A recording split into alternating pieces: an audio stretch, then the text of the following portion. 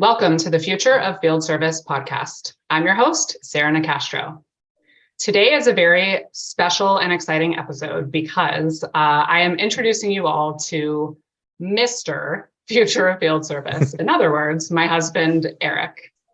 Hello, Mr. Future of Field Service. Welcome to the podcast. Thank you for having me. This is new for us. I like it. Yeah, it's interesting because we're actually across the hall from one another, but we don't have the proper equipment to record side by side. So we're doing it through Zoom, like the rest of them. So let's be transparent and say that the idea for this came early this morning when I woke up to an email of a guest that had to cancel last minute.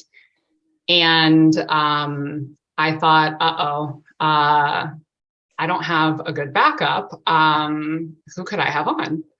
I thought, what about Eric? That would be great. And in retrospect, I feel like we should have done this a long time ago because I get so many questions about you when I travel and talk to different people. So I'm excited to let everyone get to know you a bit. So I'm excited to be here. Tell everybody a bit about yourself. So we've been married for almost 10 years now. Been together for, I think, 12. Something like that. Yeah, 12. Mm-hmm.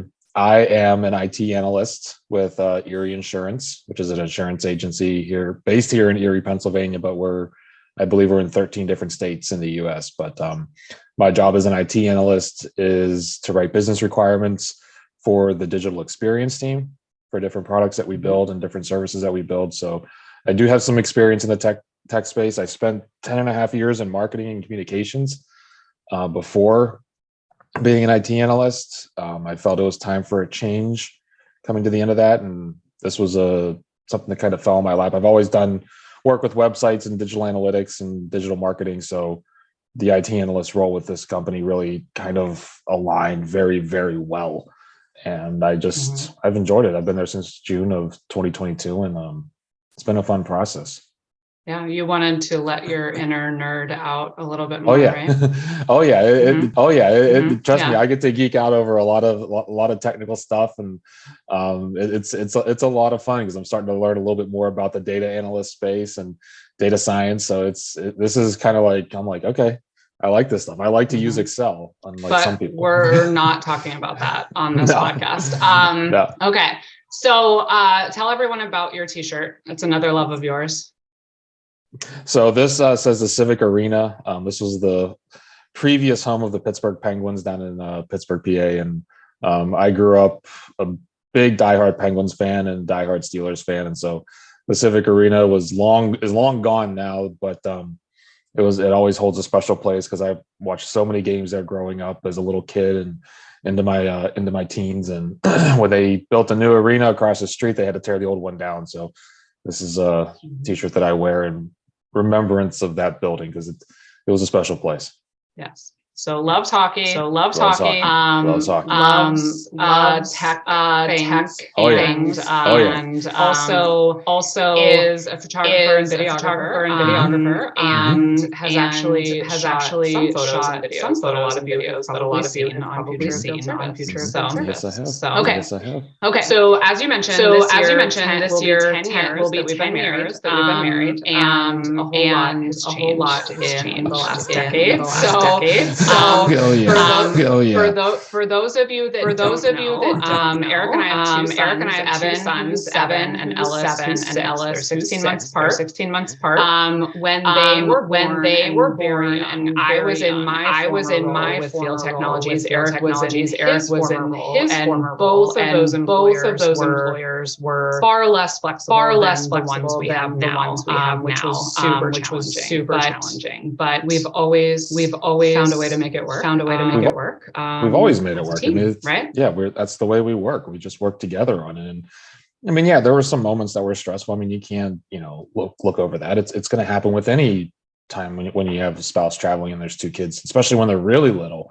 Now that they're a little older, I don't want to say they're self-sufficient, but they're a little, they can do a lot more stuff on their own now, and they're a little easier to manage. It still can be tough at times, but um, yeah, back then, yeah, I'll be honest, yeah, it was tough, but we worked as a team and we made sure, going into it, because I used to travel for my old job, and now I don't travel anymore. My job is a home office position, and I have no need to go to any of our branches because I work in IT. I don't work in the insurance sales part of it. So, I used to travel, and you used to travel a little, now you still travel a lot, but even back then, like when we were traveling, we just made sure that we communicated with each other what was going on, what was happening. And FaceTime is a wonderful tool now that we have our ability to stay in touch and kind of still be able to communicate, not just over a phone or a text, but actually see each other. And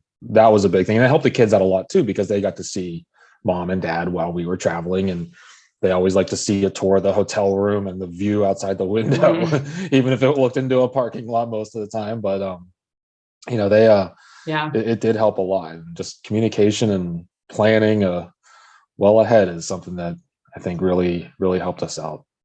Yeah. When I was in Paris for the live tour last year, I had the opportunity, because of the time difference, it was evening there. The boys were just getting out of school, and I had the opportunity to FaceTime them from the Eiffel Tower, which was really cool for them to see that and, have that experience remotely. I remember thinking about teamwork. I remember when we were expecting Evan, and we were at a gathering at your parents' house, and Eric's aunt said, "Well, so you're quitting your job, right?" to me. And I said, "No." "Well, you're not going to travel anymore, are you?" And I said, "Well, yeah, eventually." And she said, "Well, what are you going to do with the baby?" And Eric said, "Hello, Hi. I'm going to take care I'm of here. it. I'm going to take care of it." I exist. So yeah. And I mean, funny enough, it's years and years later, but I still get a lot of similar questions. So one thing people ask me a lot is, how does your husband feel about you traveling so much? So tell them. Honestly, I mean, I'm proud of you for what you've done and for what you're doing. I mean, this is a tough role to be able to balance, being a mother and a wife and having a position at a company like this. And it's very tough to balance, and I'm very proud of you for how you're doing it. And just, you love what you do, and it shows through all your work and everything, the way you talk to people. You truly love what you do, and I want you to keep doing that. There's no reason to stop doing that. There's two of us.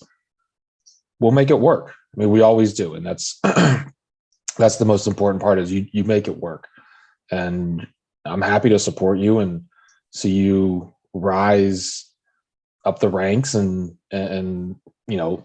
go across stages with 1,000 people in the audience. I mean, it makes me feel like I like to brag about it a lot, because everybody at my office, when I'm in the office, they're always asking, "What's your wife doing now? Where is she this time? Where is she this time?" And I get to say all these great locations. And yeah, I mean, I'll be honest, I'm a little jealous, because I'd like to go to some of these European spots too. But I'm very proud of what you've done and what you've built, because a lot of this is at your hands, and the work that you put into it, and the results they speak for themselves. So I'm proud of you, babe. Thank you. He knows I don't take compliments well, but I appreciate it. And he's not just saying this because he's on the podcast. When I was in London last year for the live tour, I had asked him to print some note cards for me, and he snuck one in with a note that said, "I'm really proud of you." And he does little things like that all the time to support me, in addition to, the major things that you do to support me as well. Which leads me to another question that people often ask, which is, who's taking care of your kids? So they're on their own now. Yeah. Now I will say, again, for those of you that haven't heard this story before, our 7-year-old son has type 1 diabetes. He was diagnosed when he was 3, which obviously adds a significant layer of complexity, but He also has had a private duty nurse with him Yeah. since 3 months after he was diagnosed, who has become like a part of our family. So, Mhm. she is around and she does help significantly. And she is a big reason that, I feel comfortable traveling the way I do, because he has someone with him at school all of the time when Mhm. Eric is not personally with him, making sure that he's safe. So that's huge for me, and being able to, do what I do when I'm away and Eric is working. And your parents come up every so often, Mhm. but not that frequently. So it is almost entirely you. Yeah. So how do you do it? I mean, Sandy, she's been a huge help. She's allowed you to keep traveling the way you do, and honestly, for both of us to have a career. Because if it weren't for her, I'm sure one of us would have to stay home, or we have to find a way to make it work. And the Mhm. stress of trying to do that, I think, would be incredibly great. And Sandy has really just been that. She's kind of been that angel, that saving grace. That's been there with us for so long. She's Mhm. not just Evan's nurse, she's a member of our family. I mean, she she'll come to the house a little early in the morning to help get the boys ready when it's just me, or she'll stay a little bit later when I have to work a little bit later. I have an appointment late in the day that I can't get home right at 5 o'clock. She's here with them, and Mhm. she's somebody that has been with us through so much in the past few years that Mhm. it's weird to imagine like what life would be like without her, because she's been more than just a nurse and a caregiver. She's been a part of this family, and we love her Mhm. for it, and we're eternally grateful. Trust me. But all of that said, I mean, she does go home in the She evening, and does. you are on your own, and we don't have a live-in nanny, we No, don't we have don't. anything like that. So No. it is very much Eric, dad, Yeah. taking care of the kids when I'm away. Yeah. I mean, it's fun. I mean, And we have a good time. We just, we play, and mostly. mostly, yeah. I mean, there are some moments where, trying to get two boys to get their baths and get ready for bed can be rather challenging most of the time. And but I mean, we do it, and we have a good time. I mean, there are times where we get to just sit there and play Legos for 20 minutes, 30 minutes, or an hour, after dinner or before baths. And that is a very special time for me. I mean, that's fun for me to do that with them. And yes, we do eat out maybe a little more than we should. But it's, Hmm. it's special time that I look at like, okay, this is a special moment. So we're going to get our, we'll get something, we'll get a pizza or something like that. And um, have that for dinner instead of trying to make something here, just because I know all the boys, these boys, they love their pizza just like me. Hmm. And so All three. Yep. yeah. Yep. Um, yeah. So, and we do FaceTime. We Mhm. try to FaceTime every day when one of us is away. Yeah. And I'm very hands-on when I'm home. I also was sharing recently with someone, in 2022, because I did travel a lot, I also tried to take a good amount of time off. So luckily, like I said, having flexibility, we're able to make sure that I'm not, thus far, I mean, knock on wood, we've been able to make sure that I'm not missing anything super significant, like Hmm. birthdays or kindergarten graduation. And I've tried as much as I can to be home when the boys are on break from school, so that I can take a Hmm. little extra time off to really spend dedicated to them. So I think we have struck a good balance. It isn't always seamless. So I don't want people to hear this and think like it's, perfect or effortless. I think it takes a whole lot of work. And you deserve a lot of credit. I think I always struggle, when I'm traveling and someone says, how does your husband feel about this? Or how does he do it? Because women are asked that question and men are not. Hmm. I don't hear anyone go up to a man at a conference and say, how are you away from your kids so much? Or how does your wife Yeah. handle it? How does she feel about you being gone? You don't hear that. And so on one hand, when you think about, you know, equality in the workplace and, you know, getting rid of some of those biases, you know, I don't want those questions to continue to be the norm, but at the same time, the only way we change stereotypes is by living that change. And I think in a lot of ways, that's what we are doing. And it is largely because you have the view you do about what marriage looks like, what a partnership looks like, what fatherhood looks like. And you do deserve credit for that, because, you know, until those stereotypes aren't stereotypes anymore, then, you know, we need to point out the work that goes into changing them. So that being said, we had a situation this weekend that made me reflect and think, boy, you know, maybe we're going too far in the other direction. I was painting a banner for a celebration we're having this weekend, and the boys were both sitting at the table painting with me. And our youngest son said, "Wow, Mommy, I just feel so bad for Daddy." And I said, "Why?" "He just does everything." And I said, "He does?" "Yeah." And I'm like, "Well, what do you think Mommy does?" "Well, I mean, you cuddle us, but he makes you coffee every morning." And so, which you do. And I am glad that he recognizes how much you are contributing.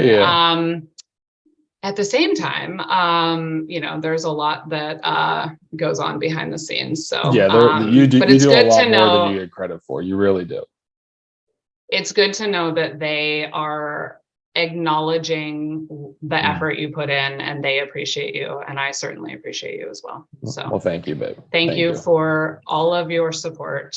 And without you, I would not be able to serve the Future of Field Service community in the way that I have. So this is sort of the man behind the scenes that keeps everything going. So, well, I mean, I'm happy to be here. I'm happy to support meet you. him. Yeah, I'm happy to be here and support you. And like I've said, you know, a lot of times, I'm proud of you for what you do and for what you've built. So I appreciate it. And we're trying really hard to get Eric on a trip this year. So stay tuned. Hopefully you'll all see some selfies of us somewhere really fun. And we'll make it happen. So, but I hope you all have enjoyed getting to meet Eric. He means a lot to all of us. So we wanted to share a little bit of him with you. So thank you, babe, for coming on and meeting everyone. Thank you for having me. Thank you for having me. I love you. I love you too. All right. You can all find more by visiting us at futureoffieldservice.com. I want to make sure you know that we recently launched the Future of Field Service Insider, which is a great way for you to not only stay up to date on the latest content that we are publishing, but also receive exclusive content that you won't find anywhere else and exclusive invitations to community events. We have also recently announced the 2023 live tour schedule. The first event is in Sydney, Australia, March 9th. So you can find all of the information to subscribe to the Insider or to join us on the live tour by visiting us at futureoffieldservice.com. As always, the Future of Field Service podcast is published in partnership with IFS. You can learn more at ifs.com. Thanks for listening.